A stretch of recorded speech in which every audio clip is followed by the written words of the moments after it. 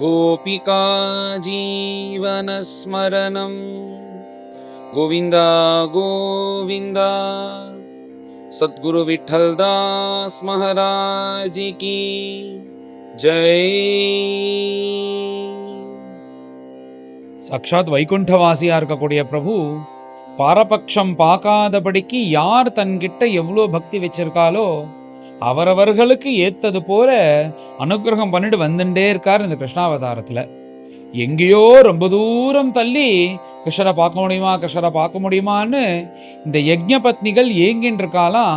அந்த யஜ்ஞ பத்னிகளுக்கு அனுகிரகம் பண்ணணுன்றதுக்காக பகவான் இன்னைக்கு எப்பயும் போற வழி இல்லாதபடிக்கு இன்னொரு வழியில ஆகாரெல்லாம் தீர்வது போல பண்ணி மேல அத்தனை லீலையும் இந்த யஜ்ஞ பத்னிகளுக்கு தரிசனம் கொடுக்கறதுக்காக பண்றார். அப்படி கிளம்பின பிரபு வேற வழியாக ரொம்ப தூரம் ஆகாரம் தீர்ந்துருத்தி இந்த குழந்தைகள்லாம் ஏஷாவை பாததா க்ஷுன்னஹா அப்படின்னு பசி தாங்க முடியல. கிருஷ்ணா எப்பயுமே பசிக்கும், ஆனா இன்னைக்கு பசி ரொம்ப கோரமா இருக்கு. அந்த பசி எங்க வயத்தையே சாப்பிட்டுடும் போல இருக்கு, அவ்வளோ பசிக்கிறது அப்படின்றது போல இந்த கோப குழந்தைகள்லாம் கிருஷ்ணர்கிட்ட சொன்ன உடனே பலராம சுவாமிகிட்டும் கிருஷ்ணர்கிட்ட சொன்ன உடனே பலராம சுவாமியும் கிருஷ்ணனும் சரி வாங்க போலாம் அப்படின்னு சொல்லிட்டு கொஞ்சம் தூரம் அழிச்சுன்னு போய் ஒரு மரத்தடையில நின்று கொண்டு அப்ப சொல்றாரு கிருஷ்ணர், இங்க கொஞ்ச தூரத்துல பிராமணர்கள்லாம் இருக்கா, அக்ரஹாரம் இருக்கு, அங்க பிராமணர்கள்லாம் ஒரு யாகம் பண்ணிட்டு இருக்கா, அங்க போய் கேளுங்கோ, அவ கொடுப்பா, அவ கொடுக்குற ஆகாரத்தை வச்சு நாம சாப்பிடலாம் அப்படின்னு சொல்லிட்டு பகவான் சொல்லி அனுப்புறார். உடனே இந்த கோப குழந்தைகள்லாம் அங்கேருந்து எங்க யாகம் நடக்கிறதோ அந்த யாகம் நடக்கிற இடத்துல சாஷ்டாங்கமா குழந்தைகள் அந்த கொட்டாய் வாசலே நமஸ்காரம் பண்ணி எழுந்து நின்றுட்டு கையை கூப்பிண்டு நாங்க கிருஷ்ணர் பலராம சுவாமி அனுப்பிச்சு வந்திருக்கோம் அப்படின்னு சொன்னா அந்த பிராமணர்கள் கண்டுக்கவும் இல்லை. மேலே எங்களுக்கு ரொம்ப பசியா இருக்கு, எங்களுக்கு ஏதாவது ஆகாரத்தை கொடுங்க அப்படின்னு அந்த குழந்தைகள் பசியோட கேட்கறது. அப்புறம் அந்த குழந்தைகளே தர்மசாஸ்திரம் சொல்றதா, பொதுவாக யாகம் நடக்கும்போது இந்த மாதிரி எல்லாருக்கும் அன்னத்தெல்லாம் கொடுக்கக்கூடாது, இப்ப நீங்க பண்ணக்கூடிய இந்த காரியம் இந்த காரியங்கள்லாம் நடந்திருக்குன்னு அவ தெரிஞ்சு வச்சுட்டு இருக்காத. அதனால இந்த சமயத்துல இப்ப நாங்க வந்திருக்கிற சமயத்துல நீங்க ஆகாரத்தை கொடுக்கலாம், தப்பு இல்லை, இப்ப உச்சிதமான சமயம்தான் அப்படின்னு சொல்லிட்டு அந்த மாதிரி 2-3 காரியத்தை சொல்லி இந்த சமயத்துல தான் நாங்க வந்திருக்கோம், நீங்க ஆகாரம் கொடுங்கோன்னு ரொம்ப பசி தாங்க முடியலன்னு கேட்டா ஒன்று ஆகாரம் இருக்குன்னு சொல்லணும், இல்லை இல்லைன்னு சொல்லணும், இல்லை நான் ஏற்பாடு பண்ணுறேன் வருதுன்னு சொல்லணும், எங்கேயாவது கையை காமிச்சு விடணும், இந்த இடத்துக்கு போகவா கிடைக்கும்னு. அவளுக்கு என்னன்னா அப்படியே தபஸே தனம்னு சொல்லிட்டு யாகம் யாகம் யாகம்னு சொல்லிட்டு மந்திரங்கள்லாம் நெற்று பண்ணி வேதத்தை அத்தியனம் பண்ணி இந்த யாக யஜ்யங்கள்லாம் பண்ணிட்டு இருக்கிறதுனால அதனால ஒரு அகம்பாவம் ஏறிடுத்த அவளுக்கு. நாம பகவானை சந்தோஷப்படுத்துறது நாம தான் அப்படின்ற ஒரு அகம்பாவம் ஏற்படுத்தினால இவெல்லாம் இப்படி கேட்கறாளே, இவாளுக்கெல்லாம் என்ன கொடுக்கணும், போராதுக்கு ஏதோ பகவானா ஏதோ யாதவ குலத்தில் பிறந்திருக்கானா, ராமராகவும் கிருஷ்ணனாகவும் சுத்தின்னு இருக்கானா அப்படின்னு பொருள் எல்லாம் வேற கலப்பின்னு இருக்கு, பகவானுக்கு என்ன வேற வேலை இல்லையா? இந்த மாதிரி உள்ள ஜனங்கள்லாம் இந்த மாதிரி கொம்பு செய்விட்டு சாதாரண மனுஷன்லாம் பகவான்னு சொல்றதுனால தான் அனர்த்தங்களும் வருதுன்னு இப்படி ஒரு எண்ணத்தோடு இருந்துட்டு இந்த குழந்தைகளை அலட்சியப்படுத்துவது போல அந்த பிராமணர்கள்லாம் பார்த்தும் பார்க்காதபடிக்கு ஒன்று ஆகாரம் இருக்குன்னு சொல்லணும், இல்லைன்னு சொல்லணும், எதுவுமே பதில் சொல்லாதபடிக்கு அவ தன் காரியத்தை பார்த்துட்டு இருந்தா.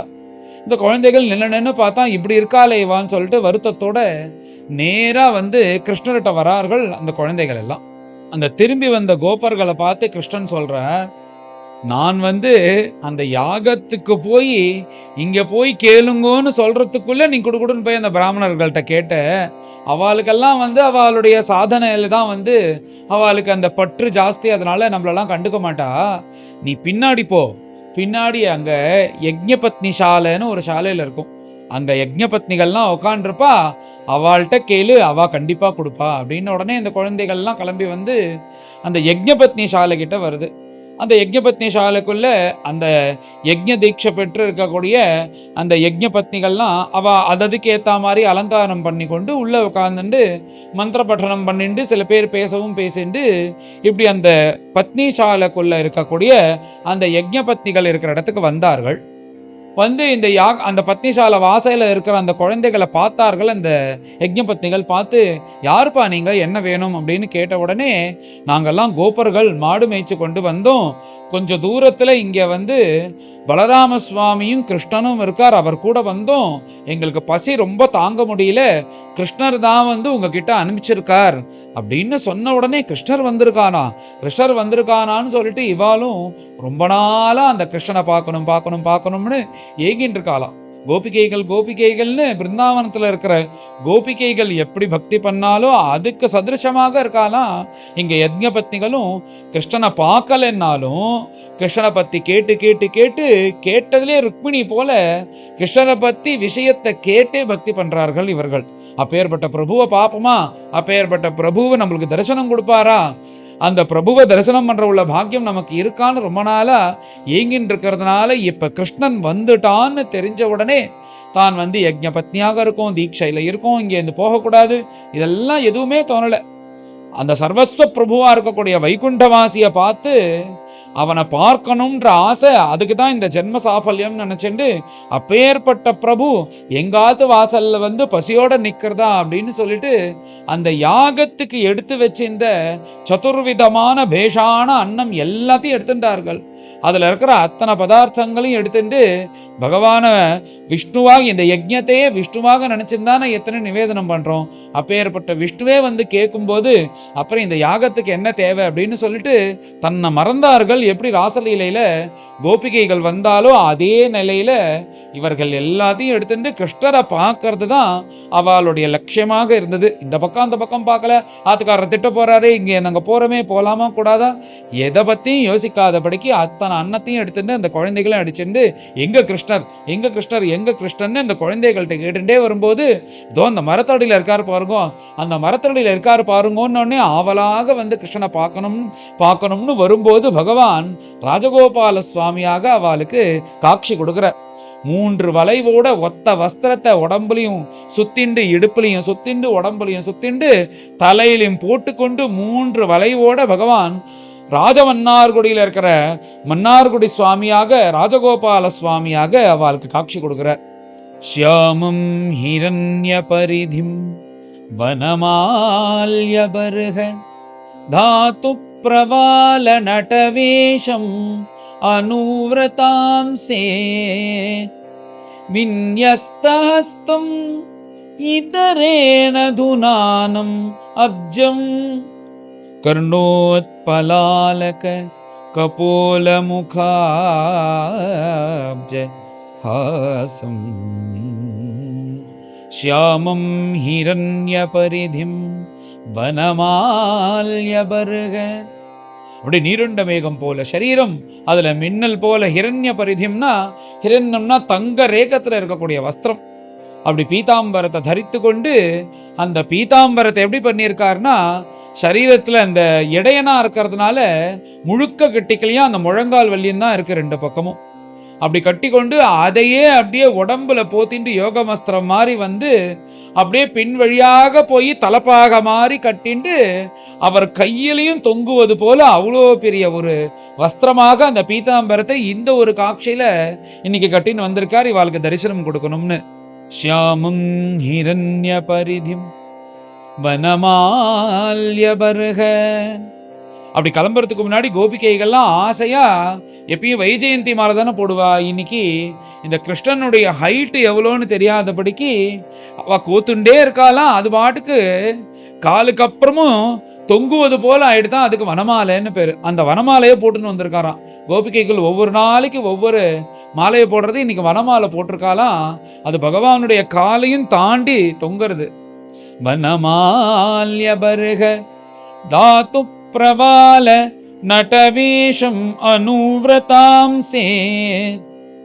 அப்படி அந்த வனமாலையோட கையில புல்லாங்குழல், அப்புறம் தலையில மயில் பெறகோட தாத்து பிரவால நடவேஷம் அனுவ்ரதாம்சே. அங்க வரும்போதே புது இடமா இருக்கிறதுனால அந்த யமுனை கரையில நிறைய கலரா நிறைய மண் இருக்கான் அந்த யமுனை கரையில. உடனே அவெல்லாம் என்ன பண்ணான்னா, அந்த யமுனை மண்ணை எடுத்துட்டு கலரா இருக்கிறதுனால அழகா ஒரு சின்ன சின்ன குச்சி எல்லாத்தையும் வச்சுட்டு அந்த மயில் இறக வச்சுட்டு கிருஷ்ணனை உட்காந்து வச்சு அலங்காரம் பண்ணி விட்டுருக்காலாம் அந்த குழந்தைகள்லாம். இந்த கண்ணுக்கு மேலே புள்ளியா வைக்கிறது, கன்னத்தில் ஆர்ட் போடுறது, இந்த மாதிரிலாம் பண்ணி வச்சிருக்காலாம். அழகா இருக்கான் கிருஷ்ணனுடைய முகம். இந்த அழகெல்லாம் பிருந்தாவனத்துல பார்த்தா தெரிஞ்சும் அவ அழகா பண்ணி வச்சிருப்பா. அந்த கிருஷ்ணனுடைய முகத்துல பிருந்தாவனத்துல போய் சுவாமியை தரிசனம் பண்ணனா தெரியும். அதே மாதிரி இவ இங்க பண்ணியிருக்காளாம். இந்த மாதிரி இவ பண்றதை வச்சுன்னா இன்னைக்கு பக்தர்கள்லாம் பிருந்தாவனத்துல பண்றா. அந்த மாதிரி அந்த மண்ணை எடுத்து பகவானுடைய முகத்துல தாத்து பிரவால நடவேஷம் அனுவிரதாம்சே, அப்படி அந்த சபைக்கே நாயகன் போல ஜுவலிச்சு கொண்டு விந்யஸ்தஹஸ்தம், எப்படின்னா 2 கை இருக்கணும், 2 விதமாக ஒரு 2 கையும் வச்சுருக்காராம். இப்படி இடது கையை என்ன பண்றாருன்னா, ஒரு பசுமாடு பின்னாடி இருக்கு, அது மேல அவர் உயரமா சாய்ந்து கொண்டு அதுக்கு மேல இந்த இடது கையை இப்படி சொட்டு கொடுத்துட்டு இருக்கார், அதை தாங்குவது போல. அப்புறம் வலது கையில மாடு ஓட்டுறதுக்குள்ள அந்த சாட்டை கொம்பை வச்சுட்டு இருக்கார். அந்த இடுப்புல சாவி கொத்தெல்லாம் வச்சுட்டு இருக்காராம். இன்னைக்கு அப்படியே ராஜமன்னார்குடி போனான்னா மன்னார்குடியில அந்த ராஜகோபால சுவாமி எப்படி இருப்பாரோ அதே ரூபம். விந்யஸ்தஹஸ்தம் இதரேன துனானமப்ஜம், அந்த கையில சாட்டை கொம்பை வச்சுட்டு இருக்கார். இந்த சாஞ்சின்னு இருக்காரோன்னு அந்த கையில பார்த்தா தாமரப்பூ வச்சுட்டு இருக்காராம். கர்ணோத்பலாலக கபோல முகாப்ஜகாசம், அப்படி அவர் கண்ணாடி மாதிரி இருக்கான் அவர் கபோலம். அதுல அழகான அந்த அவ பண்ணி விட்டுற அந்த அலங்காரங்கள். அப்புறம் அவர் சிரிக்கிறாராம், தாமரப்பூ தோத்துடுமா. மலர்ந்த தாமரப்பூவே வெக்கப்படுறதா அவருடைய சிரிப்புல. இப்படி 3 வளைவு திரிபங்கி மூர்த்திம்னு கால்லேருந்து ஆரம்பிச்சா இப்படி இடுப்பை கொஞ்சம் வளைச்சி, திருப்பி சரீரத்தை வளைச்சி, திரும்பவும் தலையை இப்படி வளைச்சி 3 வளைவா இப்படி ஒய்யாரமாக ஒரு கையில இந்த சாட்டக்கொம்பை வைத்துக்கொண்டு இன்னொரு கையை இப்படி வைத்துக்கொண்டு ராஜகோபால சுவாமியாக அந்த யஜ்ஞபத்னிகளுக்கு தரிசனம் கொடுத்தோன்னே நேரா வந்து கிருஷ்ணான்னு பார்த்தா தாரதாரியா கண்ணீர் விட்டுண்டு சாஷ்டாங்கமா நமஸ்காரம் பண்றா அந்த கிருஷ்ணனுக்கு. மேல அத்தனை யஜ்ஞபத்திகளும் நின்று கொண்டு பகவான் கிட்ட போறது, ஆலிங்கனம் பண்ணிக்கிறது, இந்த மாதிரி எதுவும் பண்ணலையாம். எல்லோரும் கண்ணை திறந்துட்டு பகவானை சந்தோஷமாக பார்க்கிறார்கள்.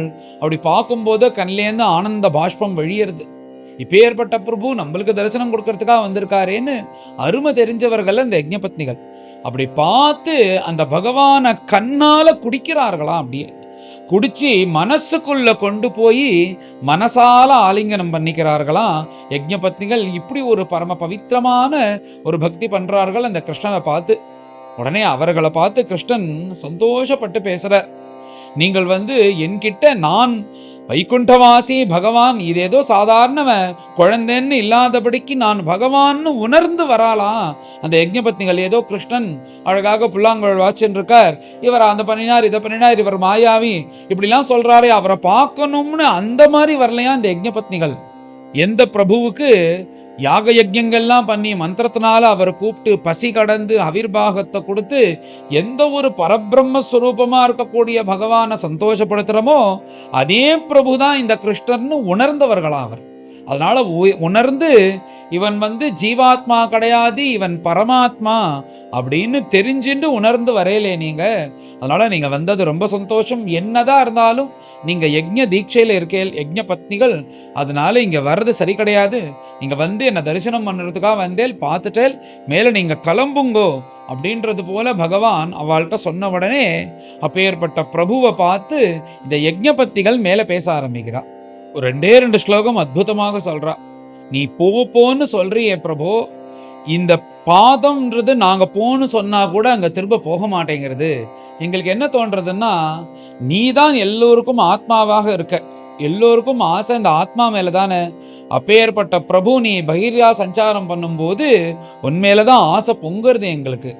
நாங்க போய் இப்போ எங்க புருஷர்கள் அப்புறம் குழந்தைகள் இவா கூட சௌக்கியமா இருக்கோம்னா இதனால ஏதாவது பிரயோஜனம் இருக்கா? இல்ல இப்ப லோகக்ஷேமார்த்தம் யாக யஜ்யங்கள்லாம் பண்ணமே, இது எங்களுடைய கடமையா இருந்தாலும் சரி, இது புண்ணியத்தினால மேல சொர்க்காதி லோகன்ல போய் நாங்க இந்த புண்ணியத்தை அனுபவிப்போம்னு இருந்தாலும் இது ரெண்டுமே சாஸ்வதம் கிடையாது. இந்த இகலோகத்துல இருக்கிற இந்த பத்னி புத்திராதிகள் புருஷர்கள் யாருமே வந்து சாஸ்வதம் கிடையாது. பரலோகத்துக்கு போய் இந்த யாகத்தினால வரக்கூடிய சௌக்கியமும் சொர்க்காதி லோகத்துல கிடைக்கக்கூடிய இந்த சௌக்கியமும் சாஸ்வதம் கிடையாது. அதனால ரெண்டுமே சாஸ்வதம் கிடையாதுன்னு நாங்க உங்க கிருப்பையினால தெரிந்து கொண்டோம். அதனால இது நீ மேல போய் பண்ணுன்ற இது எல்லாத்துக்கும் பலதாத்தாவா இருக்கக்கூடிய நீயே வந்து எங்க முன்னாடி நிற்கும் போது இதனால எங்களுக்கு என்ன பிரயோஜனம்? நீ போன்னு சொன்னாலும் நாங்கள் வந்து எங்க கால்கள் கிட்ட போன்னு இதை சொன்னாலும் இது போக மாட்டேங்கிறதுன்னு கோபிகள் போலவே இதை யஜ்ஞபத்னிகள் சொல்றா. இப்படி சொன்ன உடனே பகவான் சந்தோஷப்பட்டு உடனே அவளை பார்த்து, நீங்க எதெல்லாம் கேட்கிறீர்களோ அதெல்லாம் உங்களுக்கு உண்டாகும். அவ வந்து கடைசியா, பிரபு உனக்கு தாஸ்யம் பண்ணக்கூடிய அந்த ஜென்மாவை எங்களுக்கு கொடுன்றது போல அந்த யஜ்ஞபத்னிகள் பிரார்த்தனை பண்ண உடனே அப்படியே ஆகட்டும்னு பகவான் அனுகிரகம் பண்ணி நீங்க மேல போனால்தான் சரி அப்படின்னு பகவான் சொன்ன உடனே இதுக்கப்புறம்தான் அந்த யஜ்ஞபத்னிகளுக்கு அவ வந்து சாதாரண நிலைக்கே வரா. இத்தனை நேரம் கிருஷ்ணன் உடனே அந்த கிருஷ்ணனுடைய லோகத்துக்கு போயிட்டா கிருஷ்ணனை பரிபூர்ணமாக அனுபவித்து கொண்டு இப்பதான் அடாடா யாகம் நடந்துருக்கே, நடுப்புற கிளம்பி வரட்டமே, இப்படி யாக தீட்சை பெற்று வரலாமா, அவ அங்க போனா ஆத்துக்காரெல்லாம் என்ன சொல்ல போறான்னு தெரியலையே, இந்த யாகம் பலிதமா இல்லைனா அவன் நம்மள்ட்ட கோச்சிக்க போறாளேன்னு இப்படிலாம் வந்து அவளுக்கு இப்பதான் ஸ்பிருக வருது. எதுவா இருந்தாலும் கிருஷ்ணன் பார்த்துப்பான் அப்படின்னு சொல்லிட்டு கிருஷ்ணனை பார்த்துட்டே அவளுக்கு போகிறதுக்கும் மனசு இல்லை.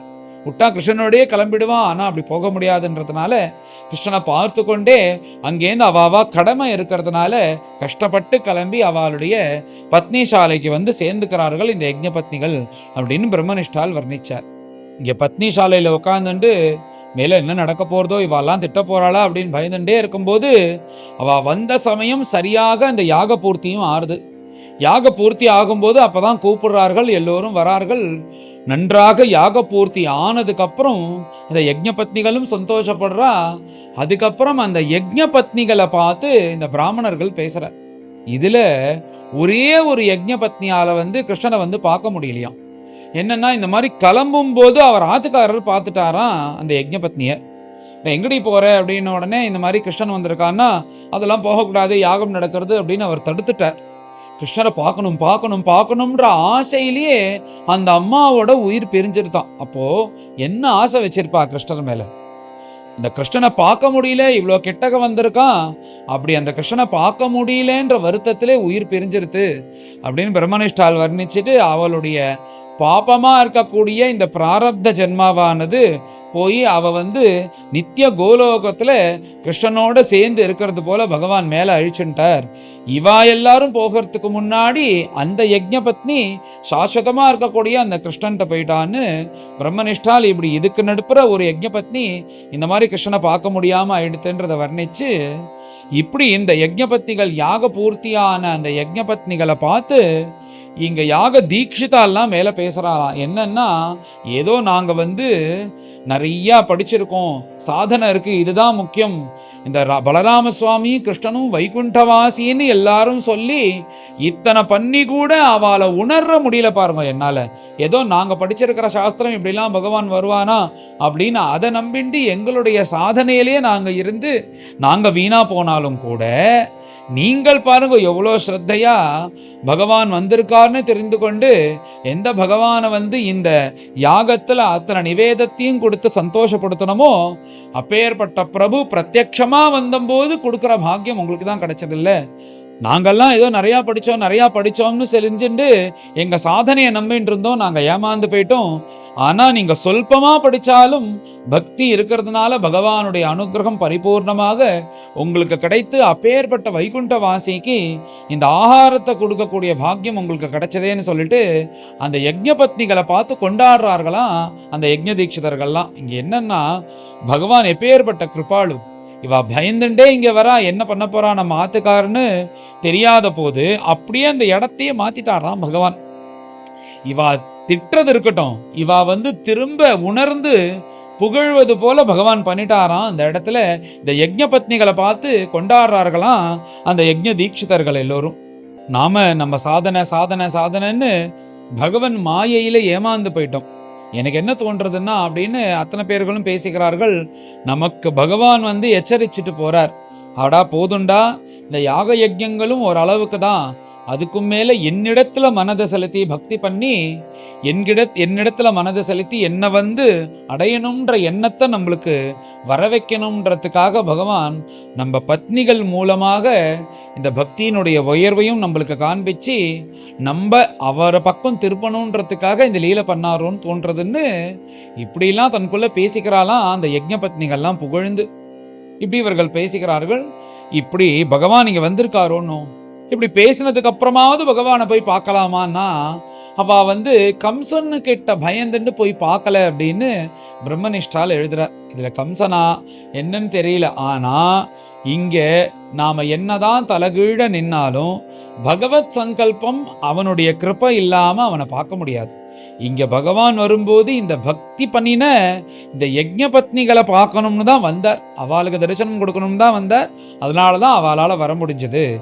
இப்படி தெரிந்தினாலும் கூட பக்கத்துல இருக்கிற கிருஷ்ணனை போய் ஏன் தரிசனம் பண்ணணும்னு தோணல, இவாளும் போய் க்ஷமாபனை கேட்டிருக்கலாம்ல அப்படின்னா அதுக்கு பகவத் சங்கல்பம் இல்லாததுனால இவாளால போக முடியல.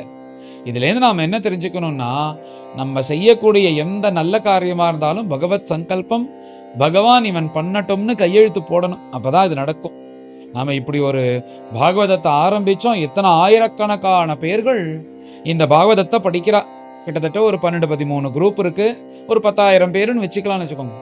அத்தனை பேரும் இந்த பாகவதத்தை படிச்சு அவ ஓட்டு போடுறான்னா உண்மையா பகவத் சங்கல்பம் இல்லாம இது நடக்குமா? பகவத் சங்கல்பம் இருந்ததுனால தான் யஜ்ஞ பத்னிகள் வந்து பார்க்க முடிஞ்சது. அந்த யஜ்ஞ தீட்சிதர்களாக வந்து பார்க்க முடியல. அதனால நம்மளை எல்லோரையும் கண்டிப்பா பகவான் ஸ்மரிச்சிருக்கார். இல்லைன்னா இது எப்படி படிக்க முடியும்?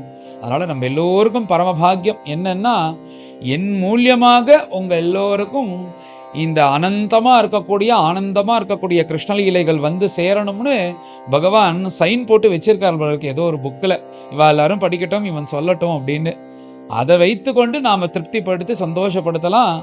இப்படி தினமும் பகவானை ஸ்மரிக்கக்கூடிய பாக்கியம் என்று. அதனால பகவத் சங்கல்பம் இல்லாம எந்த ஒரு நல்ல காரியமும் நம்மளால பண்ண முடியாது. அதனால இதை நம்ம படிக்கிறதே பகவானுடைய சங்கல்பத்தினாலையும் அவனுடைய அனுமதினாலையும் இதுல தெரிஞ்சுக்கலாம். அப்பேற்பட்ட பரம புண்ணியமான சரித்திரம் இந்த தசமஸ்கந்தம் பகவானுடைய லீலை. இந்த அத்தியாயத்துல இந்த யஜ்ஞ பத்னிகளுக்கு அனுகிரகம் பண்ணணும்னே பகவான் தன் ஊர்லேருந்து ரொம்ப தூரம் தள்ளி வந்தாராம். தள்ளி வந்து யஜ்ஞ பத்னிகளுக்கு அப்படி பரமானுகிரகம் பண்ணினார். அவளும் கோபிகைகளுக்கு சதிருஷமாக பக்தி பண்ணவர்கள்னு அவ வந்ததுலேருந்தே நம்மளுக்கு தெரியறது. அப்பேற்பட்ட ராஜகோபால சுவாமியா இருக்கக்கூடிய அவசாரம், அந்த ராஜகோபால சுவாமியா வந்து யஜ்ஞ பத்னிகளுக்கு அனுகிரகம் பண்ண அத்தியாயம் இது. மேலே எல்லோரும் கலந்து இந்த அத்தியாயத்தை பாராயணம் பண்ணுவோம். अथ-त्रयोविंशोऽध्यायः गोपावूचुः राम राम महावीर्या कृष्णदुष्टनिबर्हणा एषा वै बाधते क्षुण्णः तच्चान्तिं कर्तुमर्हतः। श्रीशुक उवाच इति विज्ञापितो गोपैः भगवान् देवकीसुतः भक्ताया विप्रभार्यायाः प्रसीदन् इदमब्रवीत्। प्रयात देवयजनं ब्राह्मणाः ब्रह्मवादिनः सत्रमाङ्गिरसं नाम ह्यासते स्वर्गकाम्यया। तत्र गत्वौदनं गोपाः याचतास्मद्विसर्जिताः कीर्तयन्तो भगवतः आर्यस्य मम चाभिधाम् इत्यादिष्टा भगवता गत्वा याचन्त ते तथा। कृताञ्जलिपुटा विप्रान् दण्डवत् पतिता भुवि। हे भूमिदेवाः शृणुता कृष्णस्यादेशकारिणः। प्राप्तान् जानीत भद्रं वः गोपान्नो रामचोदितान्। गाश्चारयन्तौ अविदूर ओदनं रामाच्युतौ लशतो बुभुक्षितौ। तयोर्द्विजाः ओदनमर्थिनोर्यदि श्रद्धा च वो यच्छत धर्मवित्तमाः दीक्षायाः पशुसंस्थायाः सौत्रामन्याश्च सत्तमाः अन्यत्र दीक्षितस्यापि नान्नमश्नन् हि दुष्यति इति ते भगवद्याञ्चां शृण्वन्तोऽपि न शुश्रुवुः क्षुद्राशा भूरिकर्माणो बालिशा वृद्धमानिनः देशः कालः पृथग्द्रव्यं मन्त्रतन्तर्त्विजोग्णयः देवता यजमानश्च क्रतुर्धर्मश्च यन्मयः तं ब्रह्म परमं साक्षात् भगवन्तम् अधोक्षजं मनुष्यदृष्ट्या दुष्प्रज्ञा मर्त्यात्मानो न मेनिरे न ते यदोमिति प्रोचुः न नेति च परं तपा गोपानिराशाः प्रत्येत्य तथोचुः कृष्णरामयोः तदुपाकर्ण्य भगवान् प्रहस्य जगदीश्वरः व्याजहार पुनर्गोपान् दर्शयल्लौकिकीं गतिं मां ज्ञापयत पत्नीभ्यः ससङ्कर्षणमागतं दास्यन्ति कामम् अन्नं वः स्निग्धा मय्युषिता धिया गत्वा च पत्नीशालायां दृष्ट्वासीनाः स्वलङ्कृताः नत्वा द्विजसतीर्गोपाः प्रश्रिताः इदमब्रुवन् नमो वो विप्रपत्नीभ्यः निबोधत वचांसि नः इतो अविदूरे चरता कृष्णे नेहेषिता वयं गाश्चारयन् स गोपालैः स रामो दूरमागतः बुभुक्षितस्य तस्यान्नं सानुगस्य प्रदीयताम् श्रुत्वा अच्युतम् उपायातं नित्यं तद्दर्शनोत्सुकाः तत्कथा आक्षिप्तमनसः बभूवुः जातसम्भ्रमाः चतुर्विधं बहुगुणम् अन्नमादाय भाजनैः अभिसस्रुः प्रियं सर्वाः समुद्रमिव निम्नगाः निषिध्यमानाः पतिभिः भ्रातृभिः बन्धुभिः सुतैः भगवती उत्तमश्लोके दीर्घश्रुतधृताशयाः यमुनोपवने अशोक नवपल्लवमण्डिते विचरन्तं वृतं गोपैः साग्रजं ददृशुस्त्रियः. அதில் பகவான் ராஜகோபால சுவாமியாக அந்த கோபிகைகளுக்கு இந்த அவசரத்தை கொடுத்த காட்சி, அந்த ஸ்லோகத்தை ஷியாமம் ஹிரண்ய பரிதிம்னு இந்த ஒரு ஸ்லோகமாக வர்ணிக்கப்படுறது. இது ஒரு முக்கியமான ஸ்லோகம். அதனால் அதுக்கு ராஜகோபால சுவாமியோட அவசரம் இந்த ஸ்லோகம்தான்.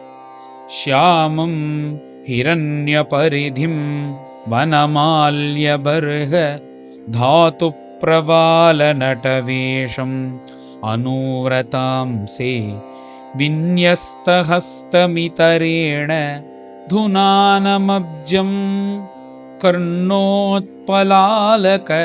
கபோலமுகாப்ஜஹாசம் பிராயஸ்ருதி பிரியதமோதய கர்ணபூரைः यस्मिन्निमग्नमनसः तमथाक्षिरन्ध्रैः अन्तः प्रवेश्य सुचिरं परिरभ्यतापम् प्राज्ञं यथाभिमतयो विजहुर्नरेन्द्रा तास्तथा त्यक्तसर्वाशाः प्राप्ता आत्मदिदृक्षया विज्ञाय अखिलदृग्द्रष्टा प्राह प्रहसिताननः स्वागतं वो महाभागाः आस्यतां करवाम किम् यन्नोदिदृक्षया प्राप्ताः उपपन्नमिदं हि वः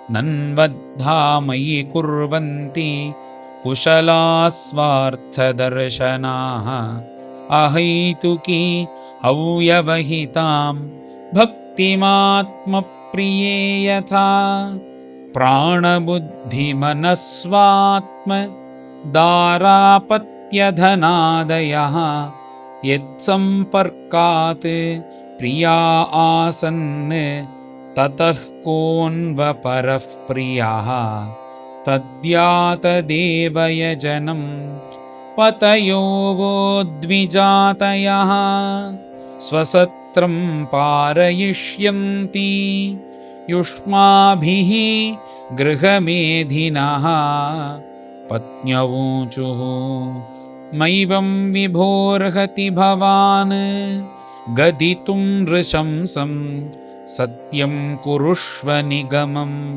तव पादमूलम् प्राप्ता वयं तुलसीदामपदावसृष्टं केशैर्निवोढुम् अतिलङ्घ्य समस्तबन्धून् गृह्णन्ति नो न पतयः पितरो सुता वा न भ्रातृबन्ध सुहृदः कुत एव चान्ये तस्माद्भवत्प्रपदयोः पतितात्मनां नः नान्या भवेत् गतिः अरिन्दम तद्विधेहि श्रीभगवानुवाच पतयो नाभ्यसूयेरन् पितृभ्रातृसुतादयः लोकाश्च वो मयोपेताः देवा अपि अनुमन्वते न प्रीतये अनुरागाय अङ्गसङ्गो नृणामिह तन्मनोमयि युञ्जानाः अचिरान्मामवाप्स्यथ।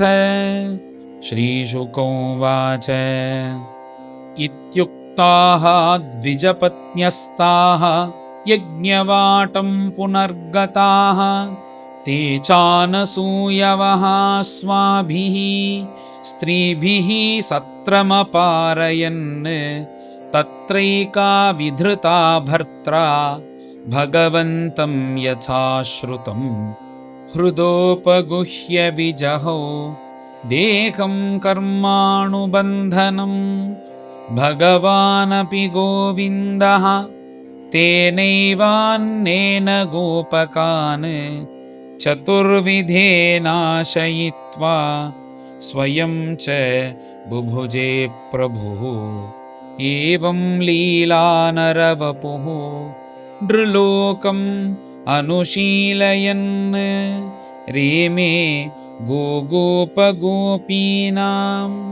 रमयन् रूपवाकृतैः अथानुस्मृत्य विप्रास्ते अन्वतप्यन् कृतागसः यद्विश्वेश्वरयोः